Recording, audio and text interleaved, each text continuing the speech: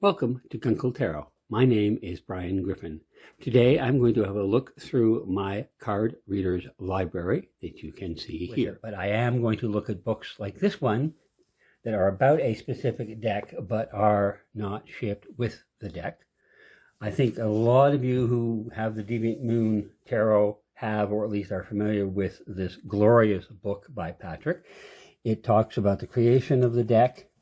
Has lots and lots and lots of glorious pictures, information on his creative process, examples of early sketches that went into individual cards, photographs of the area in Long Island where he has done research for the asylum, and individual details that come together.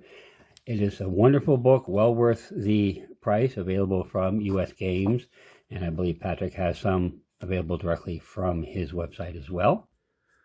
Next is the Insomnia Tarot companion book.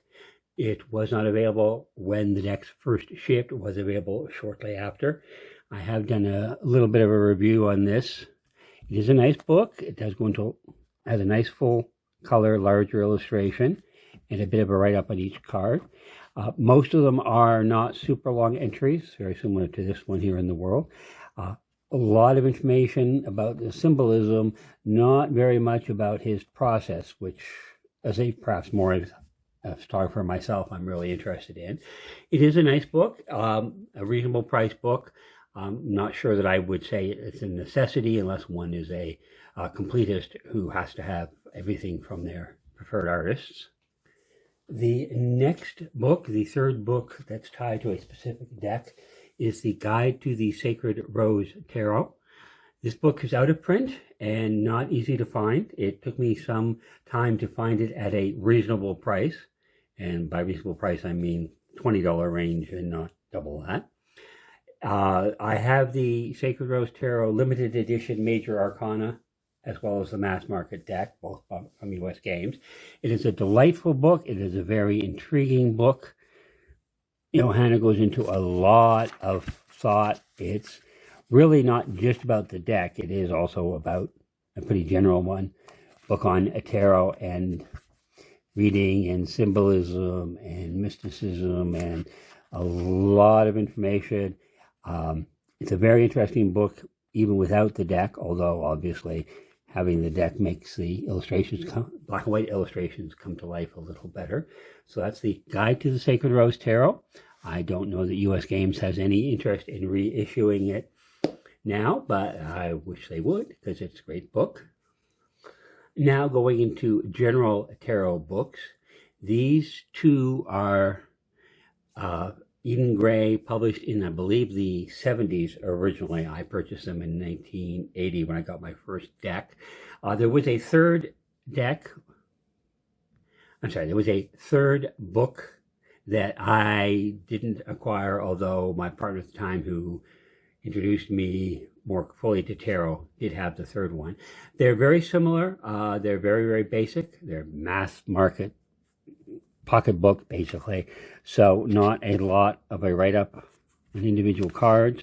They are from a time period when there was a lot more prescriptive language about how one has to do various things, in sort of terminology and approach to tarot that's lost its favor, and rightfully so, I would say. Another book from that same time period, published originally in the 70s, was the Alfred Douglas The Tarot. This book is illustrated with the Sheridan Douglas Tarot, which came out at the same time, which has coincidentally been reissued and is available directly from them in England. I do have a copy of it. It's not my general sort of style of art, but I do appreciate it. It's an important place in history, and it helps me with the book, which is illustrated with line drawings, as is very common. So it's nice to have the full cards. A little bit of history with some older cards. General all-round book that's quite good. A little more description than the Eden Gray books, but still pretty minimalist. Another book originally published in that time frame, although this is a much newer edition, came out fairly recently, Rachel Pollock's 78 Degrees of Wisdom. Obviously a much more in-depth book, simply you could tell from the size of it, with much more room to really get into a lot more about the cards and the symbolism and other great information.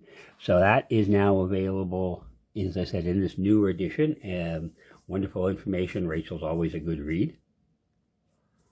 Jumping ahead a little to 1998, we have Power Tarot by Trish McGregor and Phyllis Vega.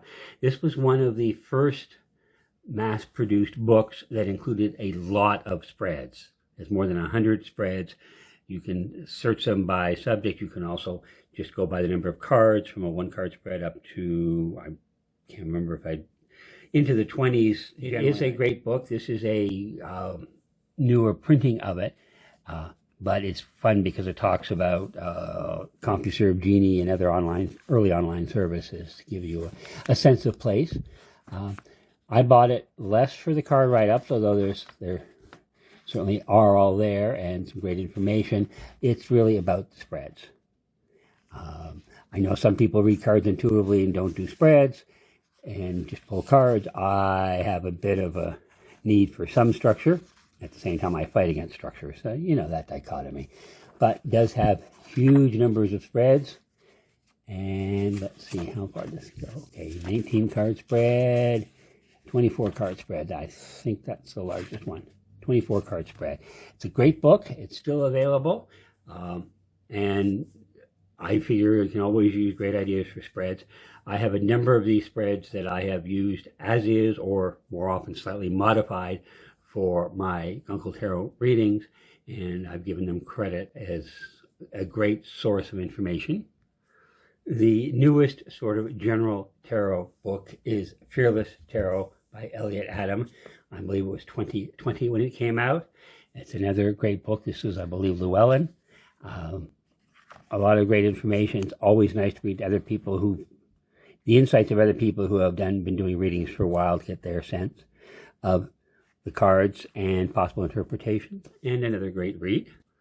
Moving now to 3 books that are focused on a specific clientele or specific approach to tarot.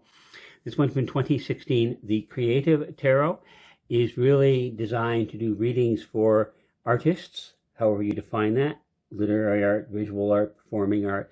The references to each card are some sort of standard information, but then adding some stories that relate to the meaning of the card from specifically artists' background and stories. So you'll see the recommended materials are generally the book, the movie, the whatever it is that's referenced in the story about the card. A great book by Jessica Crispin. Again, some of these spreads have formed the basis of my offering at Uncle Tarot. A great way to sort of relate cards and tarot readings to creative, inspired people. This is a book for our times. Tarot for Troubled Times, I believe 2019. Time sort of warps because of the life that we're living.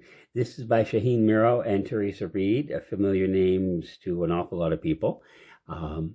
It looks at cards from the viewpoint of, I hesitate to say self-help because that has certain connotations, but as it says on the cover, confront your shadow, heal yourself, transform the world. And hands-on, action-oriented look at the tarot in these troubled times. And my third specialized tarot book is Queering the Tarot by Cassandra Snow. This was done originally as a series of blog posts and has been put together. People who follow me, as I was saying before the cat destroyed the office, people who follow me on social media, especially Instagram, will find that I often will grab this for a quote of particular card references that are very queer. And Cassandra does a great job of bringing queer life and queer experience to the tarot. How one defines queer is up to them.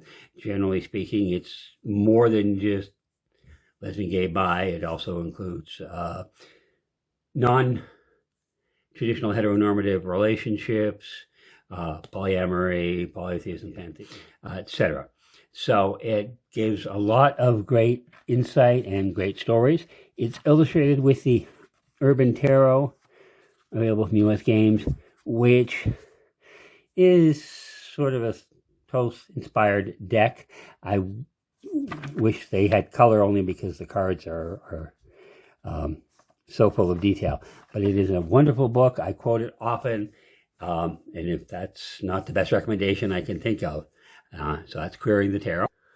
In the category of art books or art history books, in addition to the Deviant Moon book I showed you at the beginning, which very definitely is an art book, we have the Encyclopedia of Tarot. This is volume 1 of 4 from Stuart Kaplan, late founder of US Games. It's one of a series of 4, and I would love to have them all, but they're out of print and prices have gone insane. But it is a stunning book, incredible research, incredible history, illustrations, a few color, a lot of black and white for the early days of tarot. A lot of cards that I don't particularly connect with, Marseille and some of the early styles. But I do appreciate their place in history. I appreciate how important it was that we go through those. And of course, it's an interesting look at art styles. So it's an excellent book. And if you can get any of the 4 volumes at a reasonable price, certainly grab them. I believe volume 1 this one is pretty readily available at a moderate price. It's more the additional volumes that tend to be outrageously priced. The History of Tarot Art, very new book by Holly and Esther of the Wildly Tarot podcast. I've blogged my review, I've shared some pictures. It is a stunning book. It's a gorgeous book. It's well worth the price, even if it's not on sale. Although sometimes it is. That was the slipcover. This is the book. It is a great look. It realizes that you can't cover everything. I mean, Stuart Kaplan did 4 volumes and didn't cover everything. So by appreciating that it can't do it all in 300 pages, so they look at specific decks and talk about those decks, talk about the environment, the political and social environment of the time. Wonderfully illustrated, nice big book, so you get good pictures. It has their wit and humor, pays reference to Pamela Coleman Smith, Pixie, and the Thoth deck, and Morgan Greer, which regular followers know is my first deck and will always have a special place in my heart, even though Deviant Moon is giving it a run for its money. Speaking of the Deviant Moon. So, great book, a lot of useful information, a lot of history, wonderful photographs, and has this little time, which I can't find. There is in the back pockets, those had reprints of the major arcana from one of the most important decks in our history. They are cardboardy, not really sort of feeling great for doing readings, but they're really more of a study set. And what do the cards mean? And time frame of some of the major aspects. It is the book to get if you really have any interest in the history of tarot art. It's an overview. It will certainly get you started. It will give you important names to think about and to do further work on. A bonus look at a couple of books. These are not technically card readers books. These are card deck creator books. And they don't help you read cards, but they certainly help you understand the process behind decks. And it seems that an awful lot of card readers get inspired to create their own decks. Interestingly, I have no great desire to come up with my own tarot deck. As a graphic designer, I have helped Sister Who publish theirs. I'm certainly interested in helping other people with technical aspects of it, but no desire to publish my own. However, if you are interested in publishing a deck, whether through self-funding, whether through a crowdsourcing campaign, this is an excellent book by Benabel Wen. It goes through infinite detail about the process of her experience of publishing decks, with doing a lot of research on options and possibilities. So if you're even thinking about publishing a deck, that's a great resource.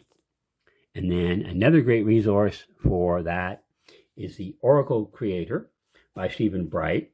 Again, he has published decks. I believe the decks that he has available are all through mainstream commercial publishers, but he's done his research talking to people who have self-published, and he certainly knows the business, and it's an excellent book as well. It's got a lot of illustrations. It does a lot more he does interviews with a number of creators, etc. So both of those are excellent resources if you're thinking about moving from a card reader to a card creator. And that is my library.